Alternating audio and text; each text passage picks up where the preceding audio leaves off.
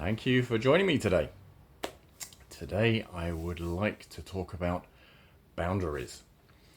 Now, in any good relationship, there's always going to be times when one person says something or does something that the other person kind of feels, ouch, that doesn't feel good.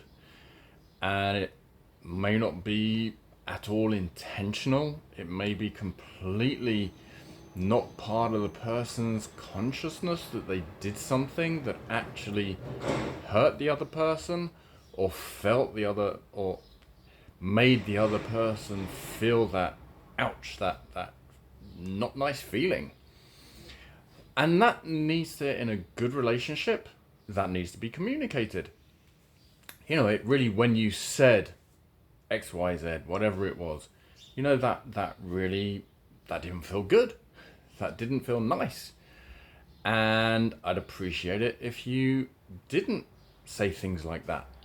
Whether it's talking about the person's family, whether it's saying things in a certain way, whether it's whatever it is, there can be so many different things. Setting a boundary is communicating your feelings to your partner, saying that doesn't feel good when you do that, when you say that, when you bring that up. And this isn't the first time this has happened, but I just want to bring it to the table that it doesn't feel good to me when you do that. And that's the first part. And the second part needs to be ramifications. That if this happens again, I will do whatever it is. Now, it may just be, I will walk out the room because I don't want to be with you in a situation where I don't feel good. I want to feel good with you. And if you're putting me in a position where I don't feel good, then that's going to affect our relationship.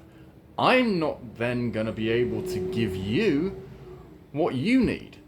And I may say something that puts you in a position where you don't feel good. And I don't want our relationship to be this downward spiral, which that can lead into. Now, when somebody has high insecurity and their partner comes and says, I don't like it when you do this, I don't like it when you do that, when you say this, whatever the case is, the insecure person will say, well, that's your problem. That's your issue. You have to deal with that issue. I don't want to have to walk on eggshells in our relationship.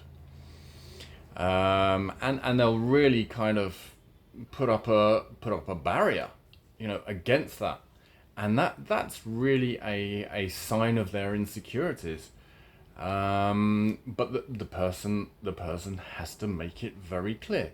This is the situation when you say XYZ, I feel whatever it is, and therefore I am making a boundary. Without getting emotional, without starting a fight, just these are the facts, and this is the consequences. Very, very clear without emotions. Whatever way the other person responds to that, that's their issue. And we cannot get involved in that. You're putting your thoughts and feelings on the table. You are making yourself vulnerable, and the other person just needs to accept it. Whether they accept it or not, that's up to them. If they are secure, they will accept it. If they're insecure, if it's reasonable. If they are insecure, they may have a very hard time accepting it, but you have to get on with your life. And you've set a boundary. If it happens again, then you have to do whatever the consequences that you said will be. You have to follow through with that. Otherwise, next time, it's not. Whenever you set a boundary in the future, it's just not going to work. Now, the last point I want to make is when people set unhealthy boundaries. Meaning, for example, the couple are going through a really, really rough patch, and one partner says to the other, you know, I just cannot be intimate with you. I just cannot be intimate with you.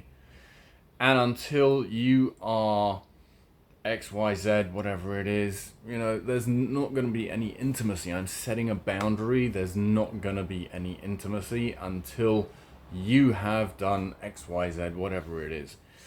Now, that's an unhealthy boundary. That is setting yourself up for failure. Because when you're setting such a boundary, you're actually destroying the relationship.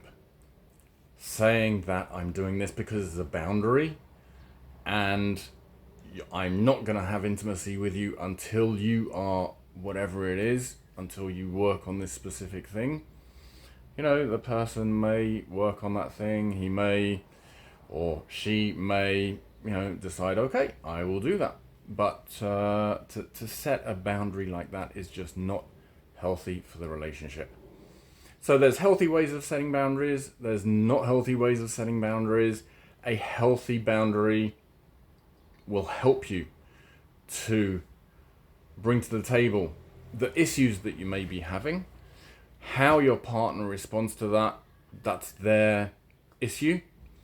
In a healthy relationship, both sides should feel at ease to set boundaries, to make it clear to their partner what they want, what they don't want, what they want to see in the future, and what the consequences will be if their boundaries are overstepped. I hope this has been helpful. Thank you for joining me today. Please subscribe to my channel if you enjoy my videos, and I hope to see you again soon.